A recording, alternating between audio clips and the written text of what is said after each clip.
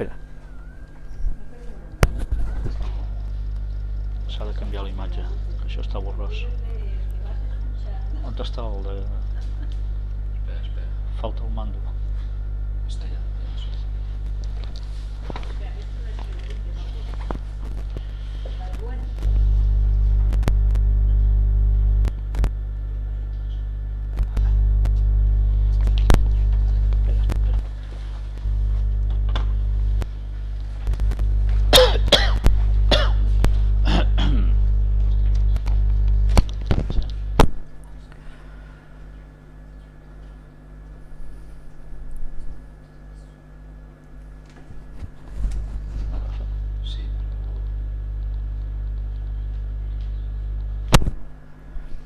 Bien, vamos a empezar la parte número 15 sobre la elección del Papa Francisco y una vez más voy a remitiros a que miréis bien la imagen que tenéis aquí enfrente vuestro.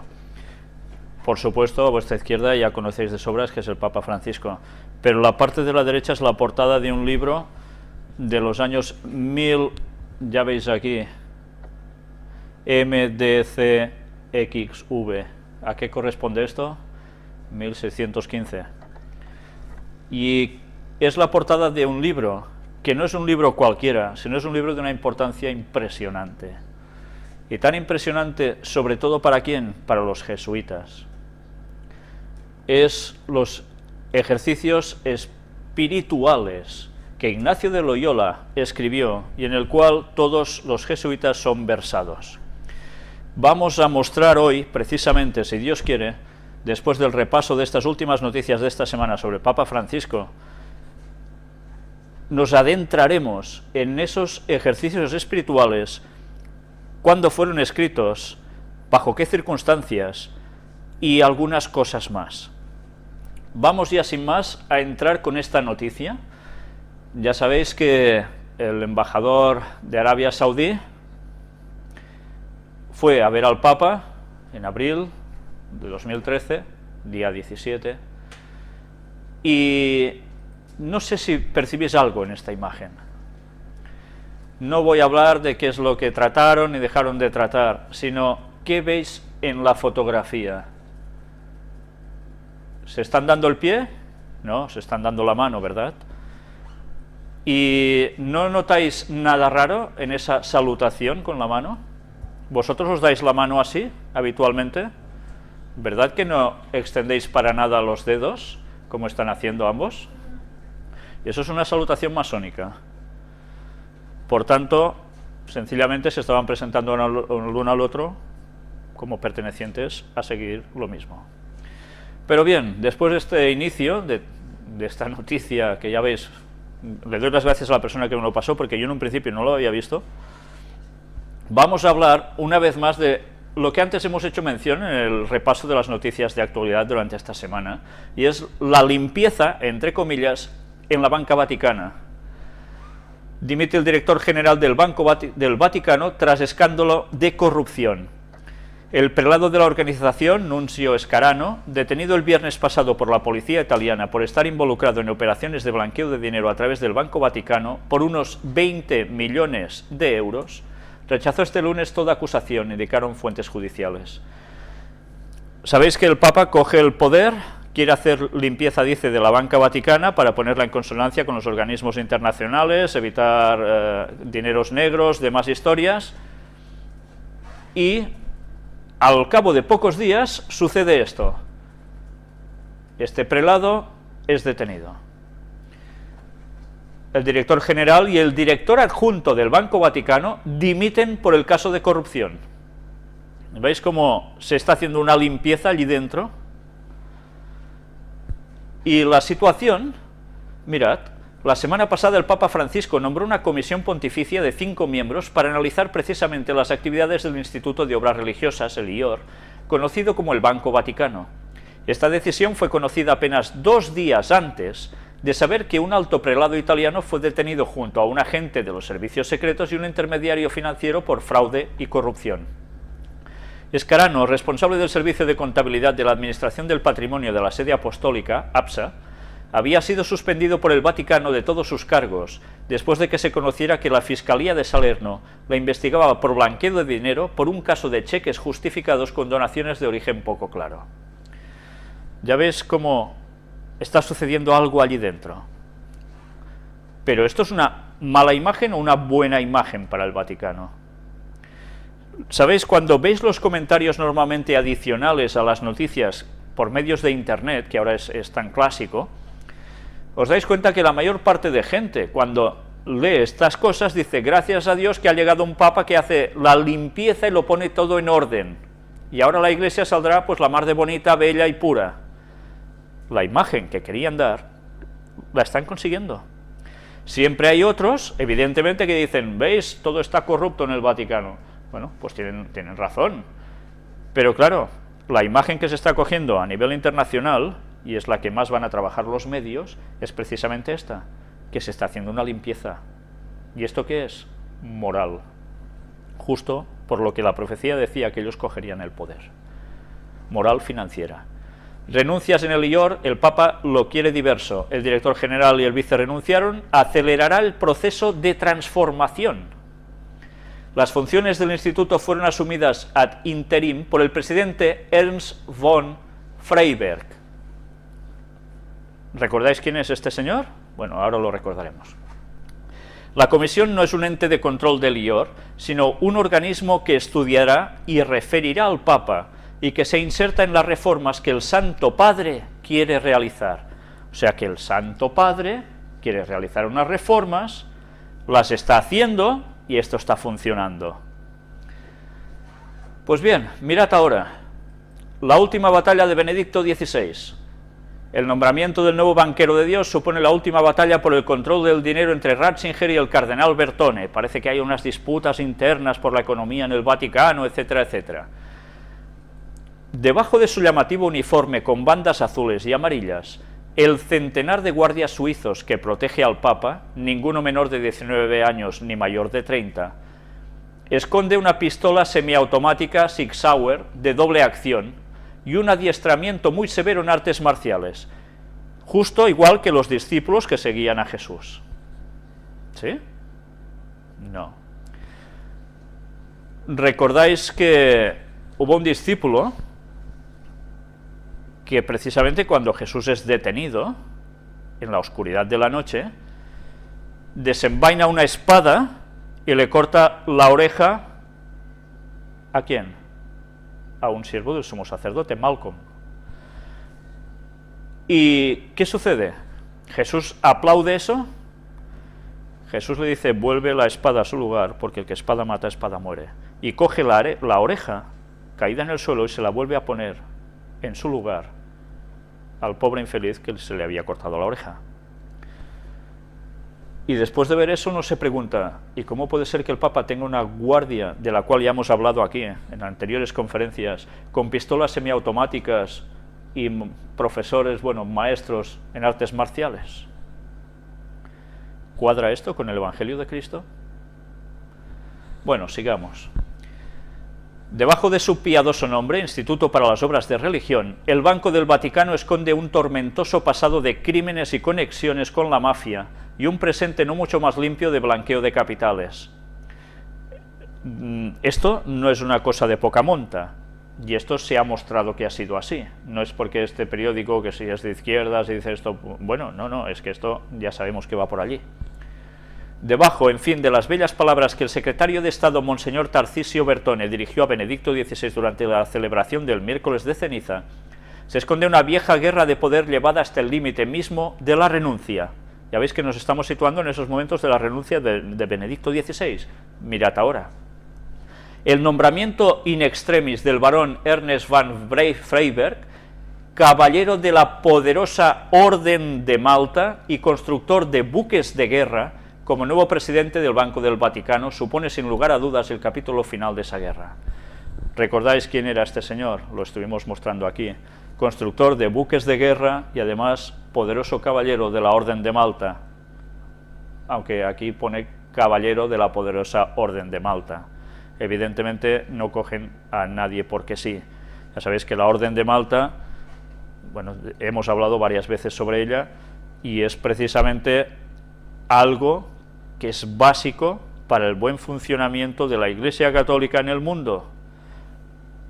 Pues bien, de aquí sale ese personaje que es el que ahora va a mandar sobre Elior. Pues nada, hacer buques de guerra, muchachos, hacer buques de guerra, que eso es muy cristiano. El artículo es muy bueno, nos vamos a parar también aquí. La operación de acoso y derribo contra el anterior presidente de Elior se saldó con su despido fulminante el pasado 24 de mayo, al socaire de la detención de Paolo Gabriele, el mayordomo del Papa, acusado de difundir los documentos secretos. Según la prensa italiana, Gotti Tedeschi culparía de su desgracia una conspiración de la logia masónica Propaganda 4 o P4, de la que formaría parte Marco Simeón, ya sabéis, la logia P4, que ya tuvo su escándalo años atrás. Al ser preguntado por el asunto, el protegido del cardenal Bertone se limitó a decir: no formo parte de la P4, pero la masonería es un elemento fundamental del poder en Italia. Y esto ya lo sabemos de sobras, ¿no? También es dueño de una frase que resume muy bien el tablao sobre el que baila la historia en esta parte del Tíber. El secreto es poder, y el Vaticano enseña que quien sabe no habla, y quien habla no sabe. Yo nunca digo demasiado. Vaya frasecitas. Pues bien, aquí sigue diciendo: no es extraño que las palabras vayan por un lado y los hechos por otro, pero la operación por retomar el control del dinero de la Iglesia es demasiado evidente, aunque se haya presentado bajo un disfraz perfecto o casi perfecto de transparencia. En verdad hay cuestiones muy oscuras detrás de todo esto. Ya años atrás vimos la muerte de alguien vinculado plenamente con las cuentas del Banco Vaticano, como fue hallado precisamente colgando de un puente en Londres, si no recuerdo mal, con unas piedras en el bolsillo que denotaban su ejecución masónica. Pues bien, todo eso ahora el Papa lo está limpiando y está utilizando a gente de la Orden de Malta, que ya sabemos cómo funcionan. Pues ahora, ¿qué va a suceder? Que ellos van a ser el emblema a seguir para los demás. Ellos se limpian en la economía y piden que la economía tiene que ser para el pueblo. El Papa de los pobres. La Iglesia va a cambiar. Y así la gente va a creer que realmente lo hacen de corazón y que la Iglesia va a ser lo mejor que se puede esperar en este mundo. El Papa y los sindicatos. Ya sabéis que presentamos una conferencia sobre quién creó los sindicatos, salieron del mismísimo Vaticano, incluso los comunistas. Aquí lo demostramos. Pues bien, mirad qué noticia. Un abrazo alienta las versiones de una mediación del Papa para unir las CGT. El Papa Francisco le habría transmitido a los sindicalistas que lo visitan en el Vaticano que su deseo es ver una CGT unida antes de fin de año. En Mar del Plata se unieron Hugo Moyano y Antonio Caló en un abrazo ante las cámaras. Bueno, dos tendencias distintas, el Papa media para que se fusionen, que vayan juntitos con los sindicatos, todos unidos. Bien, pues, ¿quién está moviendo el hilo? ¿Quién tiene el poder sobre los sindicatos? Una vez más, se está mostrando, ¿no? Y aquí tenéis su primera encíclica, que en verdad, bueno, mirad, Vaticano anuncia que el Papa Francisco dará a conocer su primera encíclica este viernes, y ya la ha dado a conocer. Y la encíclica es una carta solemne sobre asuntos y doctrinas de la Iglesia dirigida por el Papa a los obispos y fieles del mundo. La del Papa Francisco se llamará Lumen Fidei. Dicen que es escrita a 4 manos porque prácticamente ya la tenía hecho, dicen, Benedicto XVI, y él da unas pinceladas, y como ahora el otro Papa ya no tiene el poder, digámoslo así, de poder hacer una encíclica porque ya no es Papa en funciones, la tendría que terminar este Papa actual, el Papa Francisco, y pasa a ser su encíclica. Yo ayer estuve repasando toda la encíclica de arriba abajo y va bastante destinada a un aspecto, entre otras cosas, la familia. Y ya sabéis que precisamente la familia va a ser el bastión en el cual ellos van a hacer su incidencia para terminar proclamando la ley dominical para conseguir el día de reposo único para todo el mundo, que es el domingo y no precisamente el sábado de Dios. Sigamos, a por los jóvenes y a por Asia. Pues si sois jóvenes ya podéis empezar a temblar, y si estáis en Asia, también. Francisco no teme que las protestas en Brasil perturben su visita a Río de Janeiro. Ya sabéis que Brasil está en esa situación, como siempre decimos, cuando el Papa tiene que ir a un lugar, antes, pasa algo, ¿no? Se prepara una situación, de casualidades debe ser, claro. Pues bien, mirad qué dice en este artículo. Así lo informó el arzobispo de Sao Paulo, Claudio Humes, que está convencido de que las protestas no están relacionadas con la visita del pontífice y de que se trata más bien de protestas contra el gobierno. Y claro, se quiere garantizar la seguridad del Papa. El Papa considera las protestas de Brasil justas y acordes con el Evangelio. Por tanto, es también que la gente haga esto, salga afuera, se manifieste. Francisco aludirá a las manifestaciones en su encuentro con más de 1 millón de jóvenes en Río el próximo día 22. Además, día 22, ya sabéis, 11 y 11. Ya conocéis lo que significa el 11, si no, repasad las conferencias anteriores. Y aquí nos sigue diciendo, en esta otra noticia, la Jornada Mundial de la Juventud en Río 2013 y que Asia se abra al Evangelio. Ahora haremos un poco de memoria. El Papa irá por allí y mirad qué pone, que la Jornada Mundial de la Juventud en Brasil anime a todos los jóvenes cristianos a hacerse discípulos y misioneros del Evangelio. Por tanto, va a difundir entre la juventud que vuelvan al catolicismo de lleno y vayan a la idea. Pero mirad qué más pone. La segunda es en la evangelización de Oriente, que en toda Asia se abran las puertas a los mensajeros del Evangelio. Y ahora volvemos a empalmar el tema, enlazar el tema de los jesuitas. Adolfo Nicolás, el general de la orden jesuita, fue elegido después de Kolbenbach renunciar, porque era experto en los temas de Asia, porque la Iglesia católica tenía un objetivo que era Asia, y los jesuitas, los soldados del Papa, iban a trabajar especialmente en esa zona para hacerla sucumbir al poder papal. Pues bien, ya hemos visto la situación que ha sucedido a partir de entonces en Asia. Recordemos Corea y recordemos otras situaciones. Pues bien, ahora se va por Asia. Las cosas no pasan porque sí, ni se nombra uno porque sí. Todo está bien preparado. Y ellos van a trabajar en Asia, porque en Asia, ¿qué está sucediendo? Son los lugares emergentes. Pero además, ¿qué está sucediendo?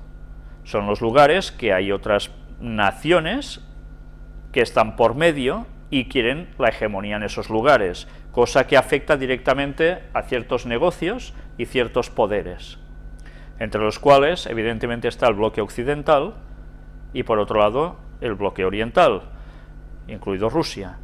Pero por otro lado está, ¿quién? El Vaticano, que mueve grandes negocios. Y como dice Apocalipsis 18, los grandes reyes de la tierra y los grandes mercaderes pactan con Roma para conseguir sus buenos dividendos. Y todo eso tiene que ser puesto bajo el poder romano. Y todo eso tiene que servir para que ellos tengan el predominio en todos los continentes. Ahora van por la juventud, sobre todo de Latinoamérica, pero no dejan a Asia de lado. Vayamos viendo cómo se van desarrollando los acontecimientos, porque años quedan pocos y grandes cosas vamos a ver. El Vaticano pide a Brasil casi 40 millones de dólares más para la visita papal. ¿Quién lo iba a pagar esto? ¿El Papa iba a sacar el oro de las iglesias para venderlo y poder ir allí? ¿Creíais eso acaso? Pero si es el Papa de los pobres, pues bueno, el pueblo ya pagará su visita. El Vaticano podría haber solicitado a Brasil que colaborara con unos 39 millones de dólares para cubrir un déficit en el presupuesto para la visita del Papa Francisco a Río de Janeiro durante la Jornada Mundial de la Juventud del 22 al 29 de julio. Que el 29 también suma 11, claro. Aquí nos explica un poco todo esto. La verdad es que el dinero se dispara. Según señalan medios brasileños, el Vaticano ha estimado que hacen falta más de 66 millones de dólares. Pero las autoridades brasileñas respondieron que no podrán aportar los 39 millones de dólares que les piden, puesto que dicen ya han colaborado con más de 60 millones de dólares de dinero público para un evento presupuestado en 150 millones. es igual, si hay hambre en el mundo, ¿qué importa? Pero no era la Iglesia para los pobres, no era el Papa de los pobres. ¿No es la vergüenza del mundo acaso esto? Pero bien, ¿qué vamos a hacer? Las profecías se tienen que cumplir y ellos harán lo que tienen que hacer, es lógico. Ecumenismo. El Papa impuso el palio a los arzobispos y reafirmó la unidad de la Iglesia. ¿Sabéis? Aquí se nos habla de qué es el palio, lo estuvimos mostrando también en la conferencia anterior. Ya sabéis, es esa cosita que se pone alrededor del cuello colgando con unas tiras que tienen 5 cruces que simbolizan las llagas de Jesús, de color negro para los arzobispos, de color rojo para el Santo Padre. Y luego nos sigue hablando de que eso es el palio símbolo de comunión con el sucesor de Pedro, principio y fundamento perpetuo y visible de la unidad de la fe y de la comunión, y añadió que el Vaticano II, refiriéndose a la estructura jerárquica de la Iglesia, afirma que el Señor con estos apóstoles constituyó una especie de colegio o grupo estable, y eligiendo de entre ellos a Pedro lo puso al frente de él. ¿Eso hizo Jesús? No. Jesús no puso a Pedro al frente de él, aunque utilicen el famoso texto que ya hemos demostrado que no se aplica como ellos dicen. Pues bien, aquí va hablando de todo lo que estuvieron haciendo, pero lo curioso de este evento tan católico es que no era para católicos solo. Mirad, animaron la celebración el coro alemán luterano, pero los luteranos no son protestantes, no siguieron a Martín Luther, el reformador de la Edad Media. ¿Y qué hacían allí? Si Lutero tuvo que huir porque lo iba a asesinar el Vaticano. Bueno, pues ahora, después de esos 500 años, se plantan allí a cantar como si nada. Ya están tranquilos todos juntos, que no pasa nada. Pero no fueron los únicos. Evidentemente, esto ya había sucedido antes, con el coro de Westminster, de la Catedral de Westminster, y con el anglicano de Westminster Abbey, pero además también allí había más gente, entre los cuales también estaban los ortodoxos, cómo no. Por tanto, además, él hace referencia a la variedad en la Iglesia, que es una gran riqueza, se funde siempre en la armonía de la unidad, como un gran mosaico en que las piezas se juntan para formar el único gran diseño de Dios. Y esto debe impulsar a superar siempre todo conflicto que hiere el cuerpo de la Iglesia, unidos en las diferencias, recordó el Papa. Pero no todo termina así.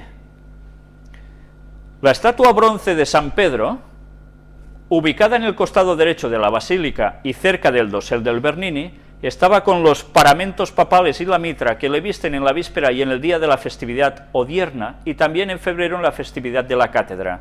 ¿Recordáis en la conferencia anterior, cuando estuvimos hablando de esta estatua de Pedro, quién era en verdad? ¿Que era Hércules, que era Júpiter, que no era Pedro? Pues encima lo visten con todo esto. ¿Por qué? Pues porque están haciendo eco de esa divinidad pagana. Y la gente cree que están haciendo un bien a Pedro. Increíble, ¿eh? ¿Qué está llamado a confirmar el obispo de Roma?, se interrogó el Santo Padre y respondió: ante todo, confirmar en la fe. El Evangelio habla de la confesión de Pedro: tú eres el Cristo, el Hijo del Dios vivo, una confesión que no viene de él, sino del Padre Celestial, y con esta confesión Jesús le dice: tú eres Pedro, y sobre esta piedra edificaré mi iglesia. Y ellos entienden, una vez más lo repito, que Pedro es el pilar de la iglesia, cuando el texto nos hablaba de que se estaba refiriendo a Cristo mismo, que la iglesia se edificaría sobre Cristo, que es la roca. Y el Papa, al recordar el Evangelio leído, advirtió: cuando dejamos que prevalezcan nuestras ideas, nuestros sentimientos, la lógica del poder humano, y no nos dejamos instruir y guiar por la fe, por Dios, nos convertimos en piedras de tropiezo. Y añadió que a la fe en Cristo es la luz de nuestra vida de cristianos y de ministros de la Iglesia. O sea que hay que dejarse seguir, instruir, guiar, si no vamos a ser piedras de tropiezo. Y concluyó: confesar al Señor dejándose instruir por Dios, consumarse por amor de Cristo y de su Evangelio, ser servidores de la unidad. Por tanto, si no sois servidores de esa unidad, vosotros sois piedras de tropiezo. Estad atentos a esto, porque esto tiene una repercusión. Estos, queridos hermanos en el episcopado, son las consignas que los santos apóstoles Pedro y Pablo confían a cada uno de nosotros, para que sean vividas por todo cristiano. Nos guíe y acompañe siempre con su intercesión, atención a esto, la Santa Madre de Dios, Reina de los Apóstoles, reza por nosotros. Y esto lo está hablando a católicos, a ortodoxos y a luteranos, a protestantes, cuando los protestantes jamás tienen que aceptar que la Virgen está en el cielo intercediendo por nosotros, que ese papel lo hace Cristo. Y aquí, ¡pam!, él ya lo pone para todos. Al término de la emocionante ceremonia, el Santo Padre se dirigió a venerar la tumba de San Pedro, situada debajo del altar principal, acompañado por los religiosos ortodoxos. Al volver a la basílica, el Papa abrazó a los representantes de la Iglesia de Oriente, abrazo de fuerte valor simbólico. ¿Qué quiere decir esto? Que se van a unir. ¿Bajo quién? Bajo el poder papal, sometidos al Papa. Y esto no sé si lo sabíais. ¿Nobel de la Paz? ¿Quién? Papa Francisco será propuesto para recibir el Nobel de la Paz. No está mal, ¿eh? Al escuchar la propuesta para el premio, Francisco dijo que nunca acepta títulos honoris causa ni otras distinciones, pero que tratándose de familiares de víctima del atentado de la AMIA no podía oponerse. ¿Recordáis qué sucedió? El atentado de la AMIA era de una mutual judía, y ya sabéis que él tiene una gran relación con los judíos. Él fue, cuando era cardenal en Buenos Aires, precisamente el que estuvo al lado de los judíos que fueron impactados y agravados por este grave desastre, este atentado. Pues ahora, en reconocimiento, los judíos lo van a proponer para que sea el Nobel de la Paz. Y él dice, no, honoris causa no, porque yo soy muy humilde, pero esto del Nobel de la Paz, mira, como que sí. Porque además, incluso la única afectada porque murió su hijo en ese atentado, que no era judía, pues lo reconoció también al Papa como, vamos, lo necesario y bueno, ¿no? Pues ya veis, a ver si vamos a tener la sorpresa y este año nos viene un Nobel de la Paz, que es precisamente el Papa Francisco. Bueno, no lo hemos visto también de Obama, ya, ¿qué podemos esperar? Santos. El Vaticano anuncia que los papas Juan Pablo II y Juan XXIII serán proclamados santos. Van por faena, ¿eh? Aquí hay que hacer santos como sea. Y todo esto se espera que sea para finales de este año. Hay distintas fechas que se barajan. A mí me gustaría ver qué fecha eligen. Ya sabéis por qué.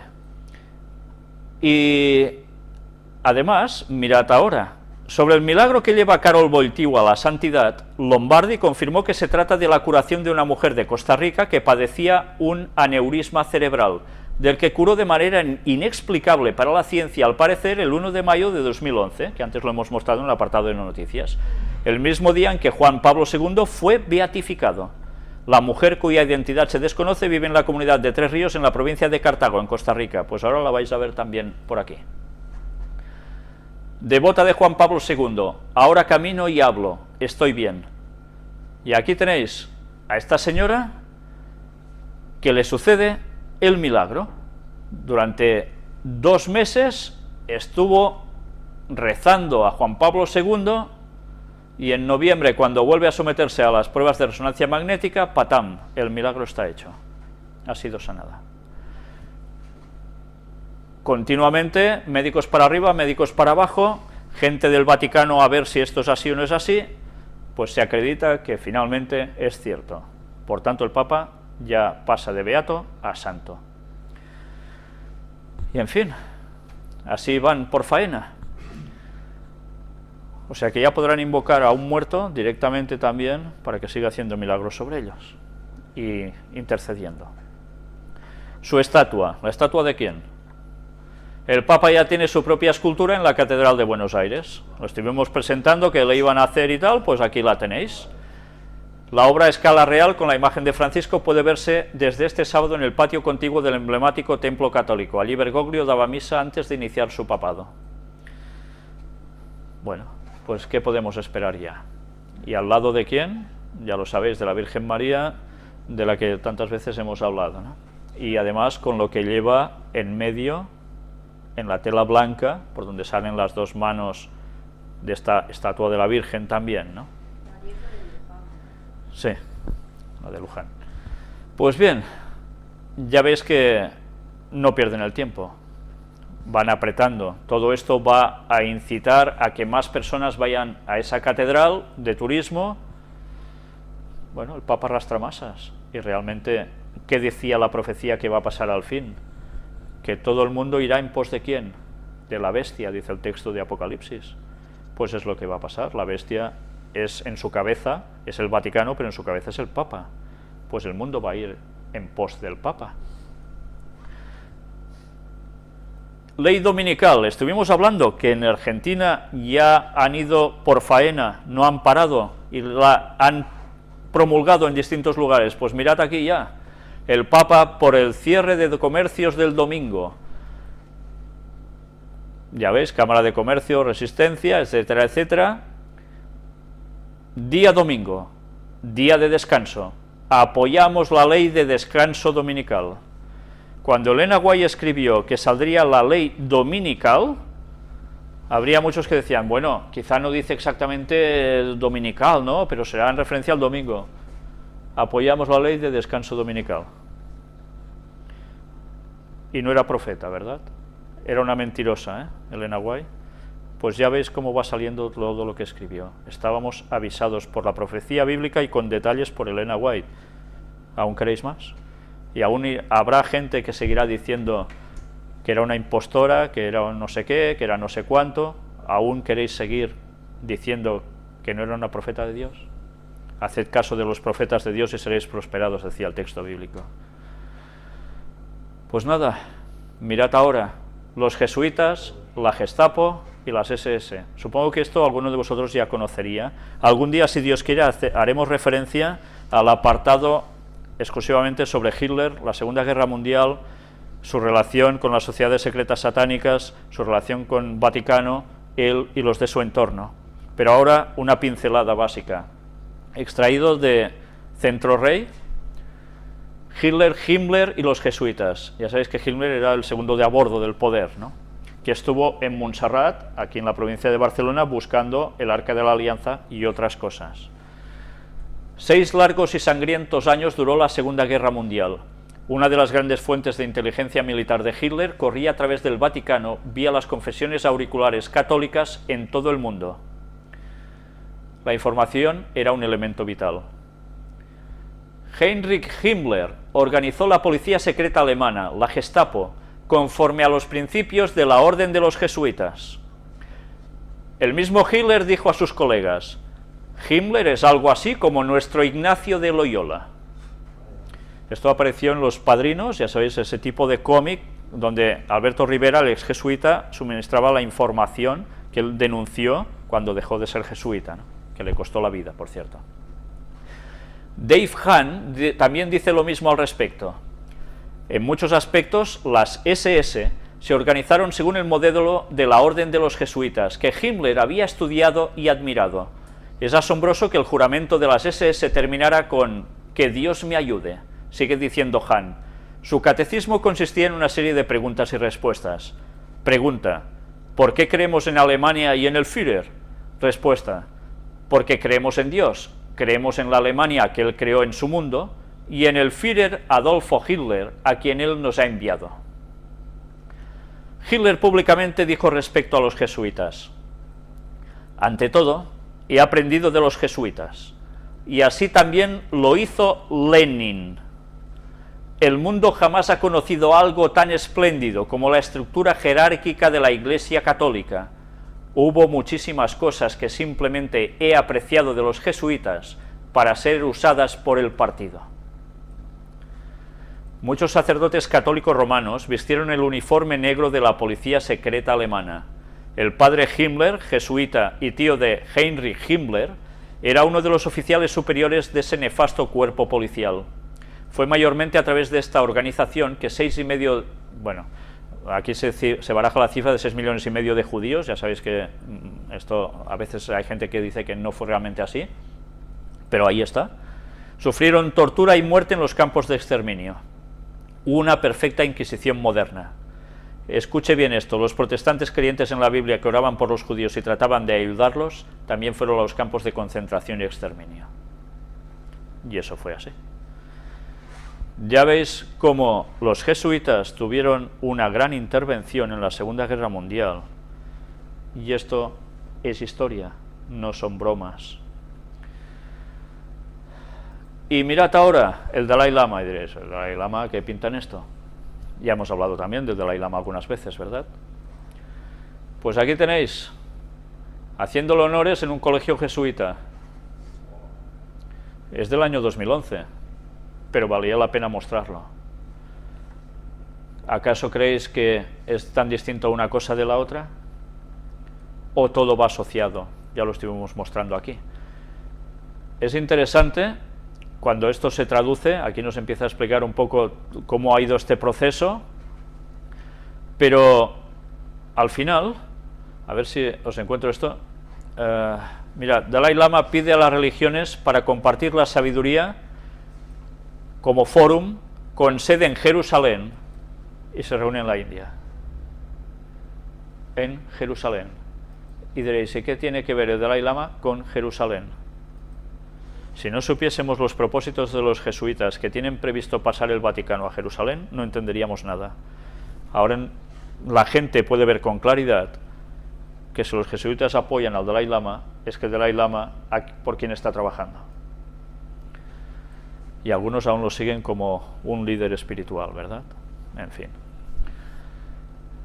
Y ahora vamos a entrar en jesuitas, Ignacio de Loyola y los ejercicios espirituales. Y vamos a ver qué es la ilustración del Cardoner. Ya veis que lo pronuncio en catalán, Cardoner. Aquí tenéis. Ahora voy a sumergiros un poco en lectura, pero para que veáis que precisamente voy a mostrar, basándome en los mismos católicos, qué le pasó a Ignacio de Loyola para terminar escribiendo los ejercicios espirituales que son tan básicos para los jesuitas. Aquí nos habla precisamente de cómo Ignacio de Loyola nació en el País Vasco, en España. Pasó la primera parte de su vida en la corte como paje del contador mayor, hasta que, herido gravemente, se convirtió. Completó los estudios teológicos en París y conquistó sus primeros compañeros, con los que más tarde fundaría en Roma la Compañía de Jesús, ciudad en la que ejerció un fructuoso ministerio escribiendo varias obras y formando a sus discípulos, todo para mayor gloria de Dios. Eso es lo que ellos dicen, en 1556. San Ignacio de Loyola supo transmitir a los demás su entusiasmo y amor por defender la causa de Cristo. Mirad esta ilustración. ¿Veis el gesto que utiliza en su mano? Hemos hablado de él más de una ocasión, ¿verdad? ¿Qué forma hace su mano? Un 6. Pues bien, ya sabéis lo que significa el 6, hemos hablado en las conferencias sobre esto. Un poco de historia. Nació y fue bautizado como Íñigo en 1491 en el castillo de Loyola, España. De padres nobles, era el más chico de 8 hijos. Quedó huérfano y fue educado en la corte de nobleza española, donde le instruyeron en los buenos modales y en la fortaleza de espíritu. Quiso ser militar. Sin embargo, a los 31 años, en una batalla, cayó herido de ambas piernas por una bala de cañón. Fue trasladado a Loyola para su curación y soportó valientemente las operaciones y el dolor. Estuvo a punto de morir y terminó perdiendo una pierna, por lo que quedó cojo para el resto de su vida. Durante su recuperación, quiso leer novelas de caballería, que le gustaban mucho, pero en el castillo los únicos 2 libros que habían eran Vida de Cristo y Vidas de los Santos.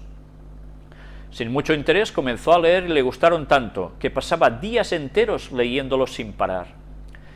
Se encendió en deseos de imitar las hazañas de los santos y de estar al servicio de Cristo. Pensaba, si esos hombres estaban hechos del mismo barro que yo, también yo puedo hacer lo que ellos hicieron. Una noche Ignacio, atención porque ya empezamos con las cuestiones vitales, Ignacio tuvo una visión que lo consoló mucho. La Madre de Dios, rodeada de luz, llevando en los brazos a su Hijo, Jesús.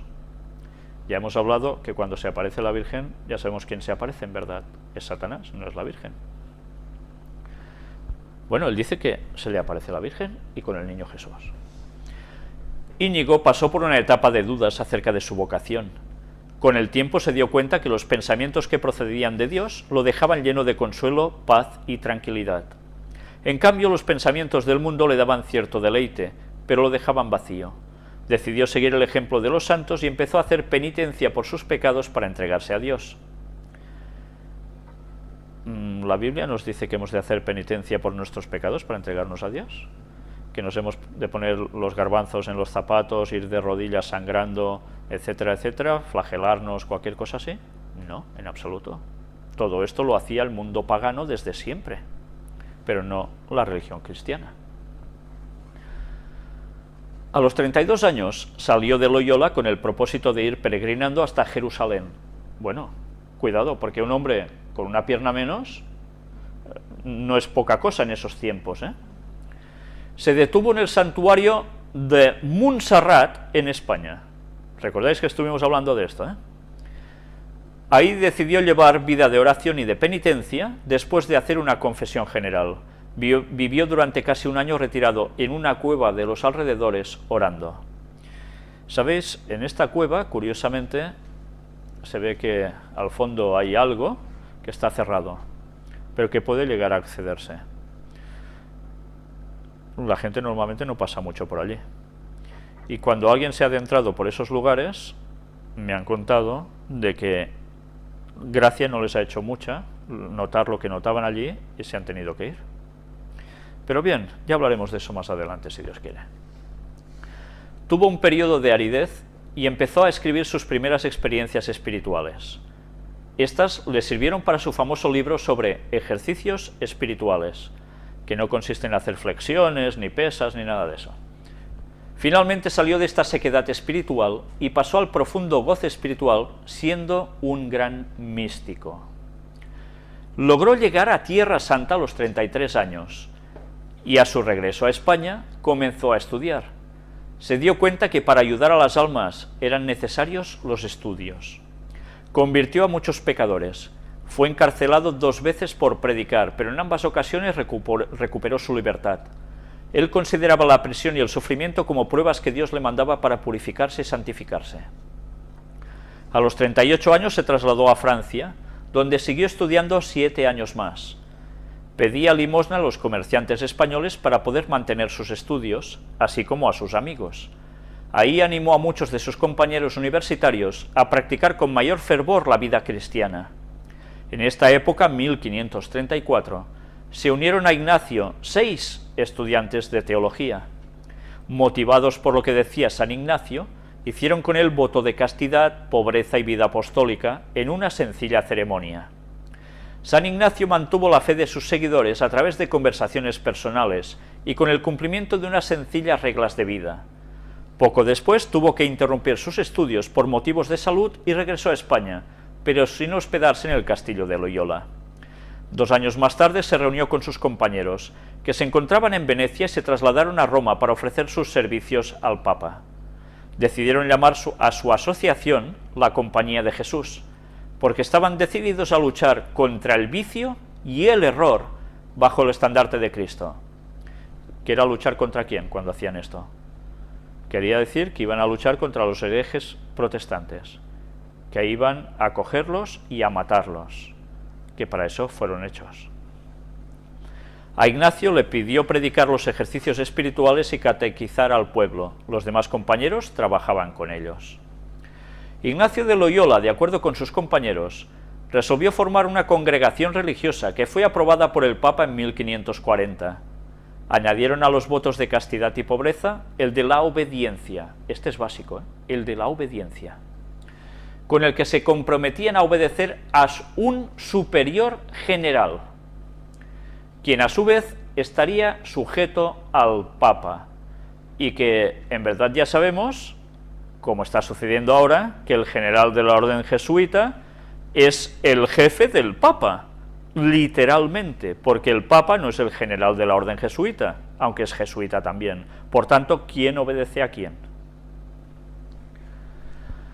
La Compañía de Jesús tuvo un papel muy importante en contrarrestar los efectos ¿de quién? De la reforma religiosa encabezada por el protestante Martín Lutero, y con su esfuerzo y predicación volvió a ganar muchas almas para la única y verdadera Iglesia de Cristo.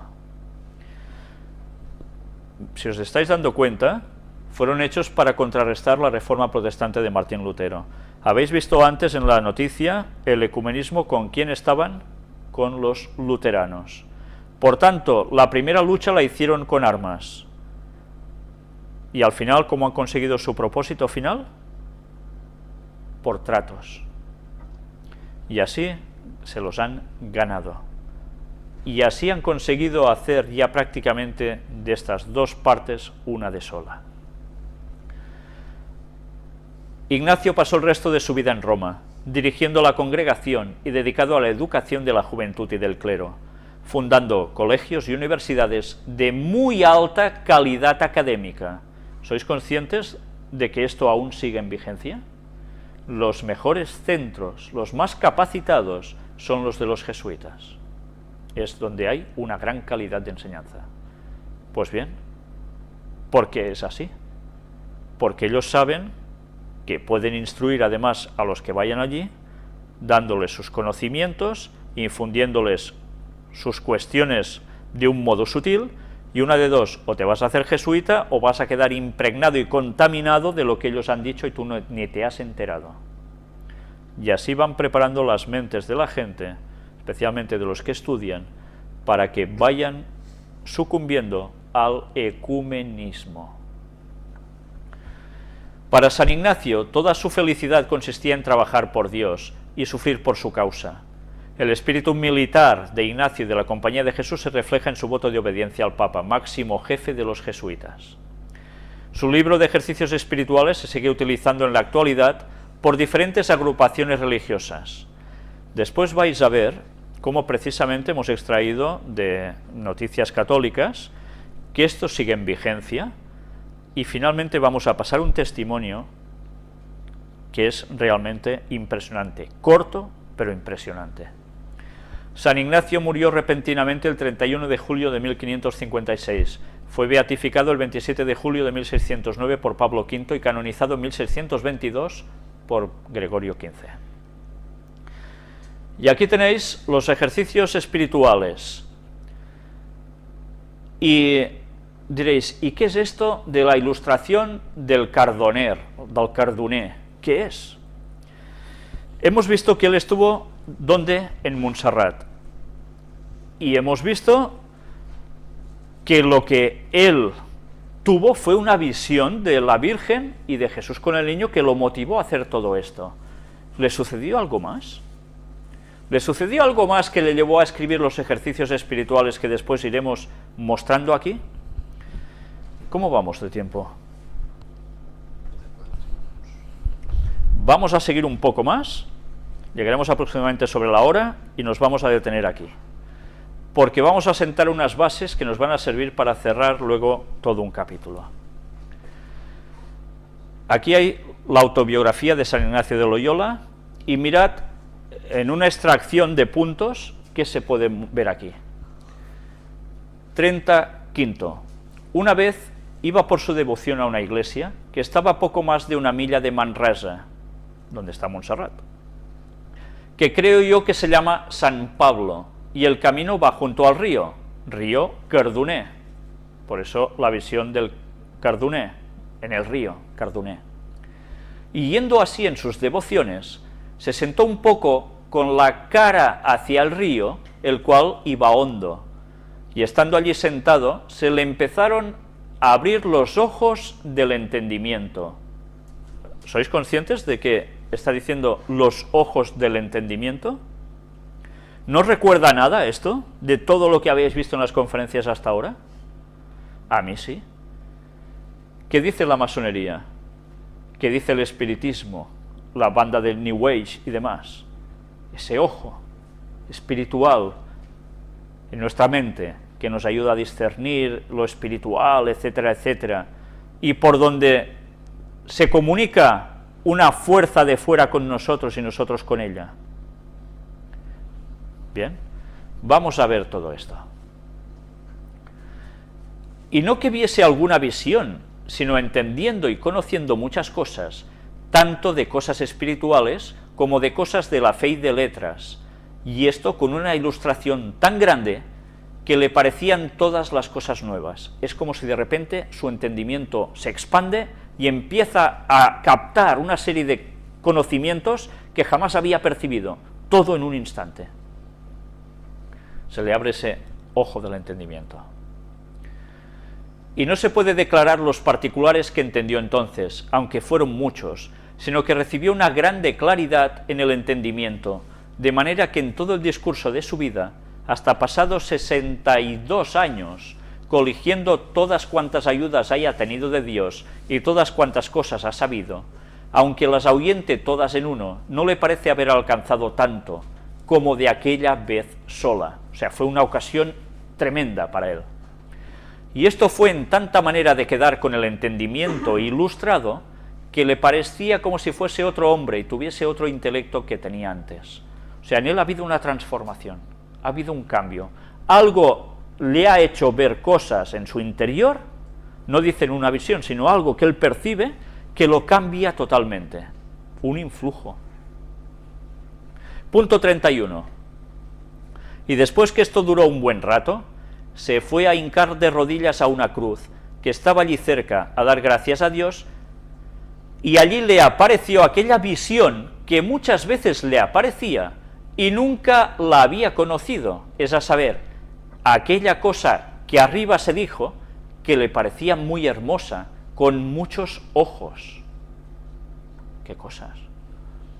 Más bien vio, estando delante de la cruz, que no tenía aquella cosa tan hermosa color como solía, y tuvo un muy claro conocimiento, con grande ascenso de la voluntad, que aquel era el demonio, y así después muchas veces por mucho tiempo le solía aparecer, y él a modo de menosprecio lo desechaba con un bordón que solía traer en la mano.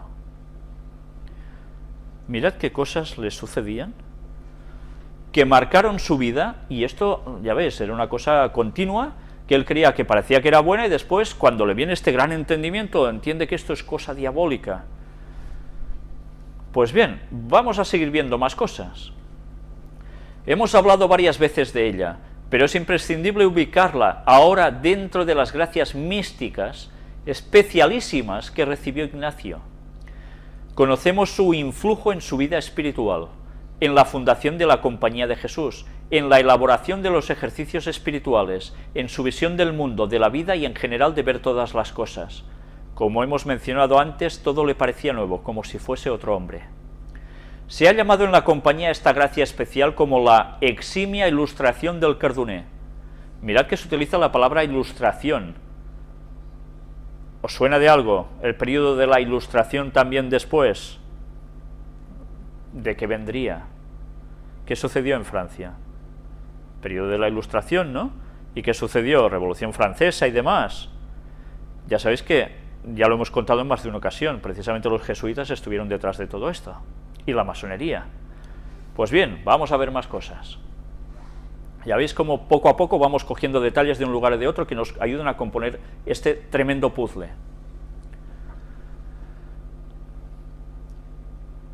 El padre González de Cámara nos cuenta que Ignacio, al responderle a preguntas que le había planteado sobre unos puntos de las constituciones, le dijo: a estas cosas todas se responderá con un negocio que pasó por mí en Manresa. Un negocio que pasó por él en Manresa. ¿A qué se refiere? A algo que él vivió, sintió, y eso le iba a dar las respuestas a lo que le cuestionaban. Algo sobrenatural.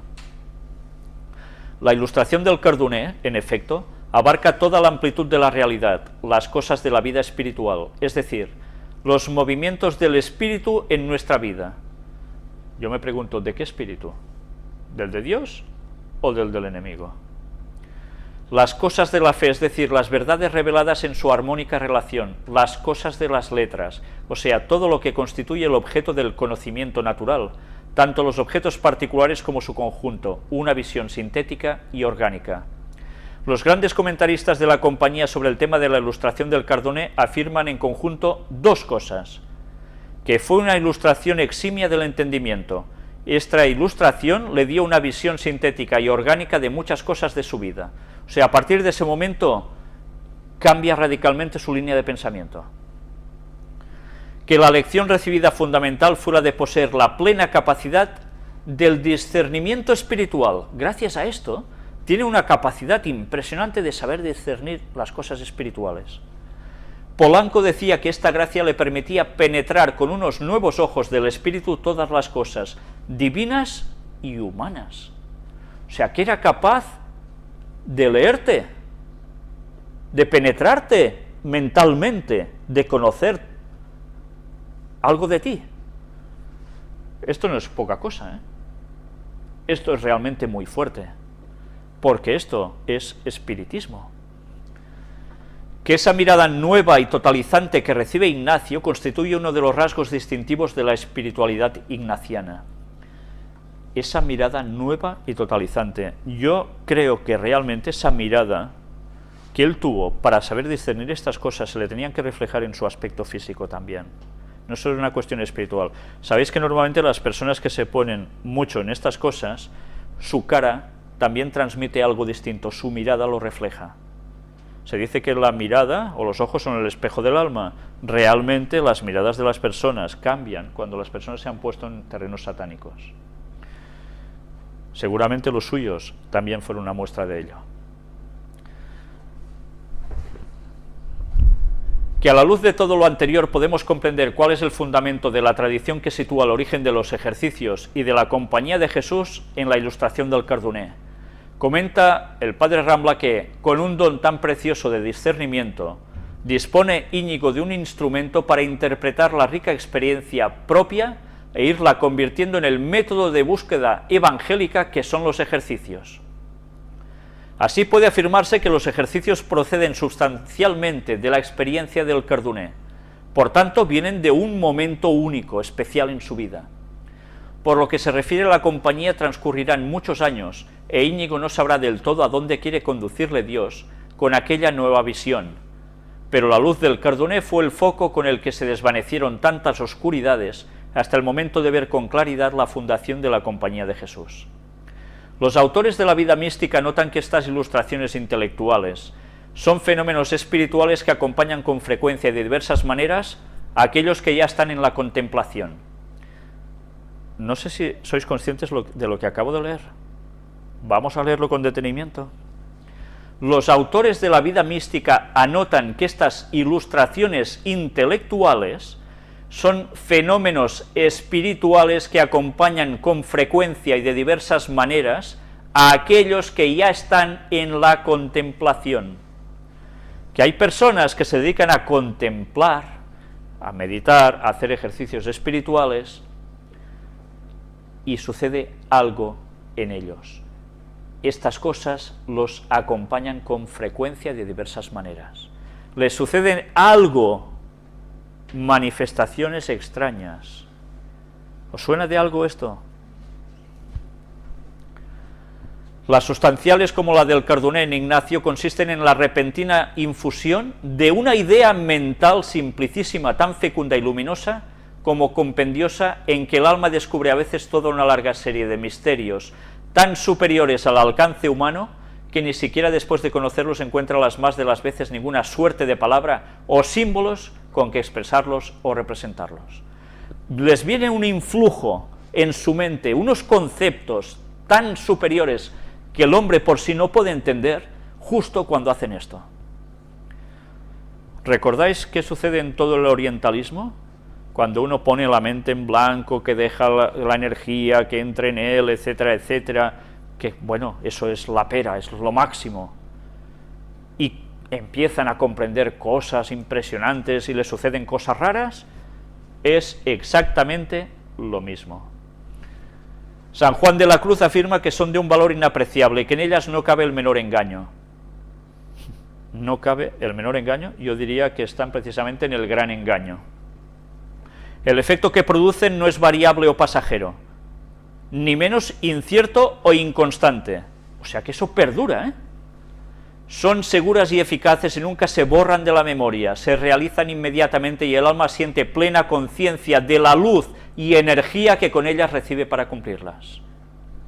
La luz y la energía, volvemos a estar con lo mismo. Si no hubiésemos tocado todo el tema de puertas dimensionales, ahora no entenderíamos nada de todo esto. ¿Ves cómo temas que parece que nada tienen que ver van totalmente entrelazados? Espiritismo en estado puro. Estas personas caen en esa hipnosis satánica para siempre. nunca se borran de la memoria.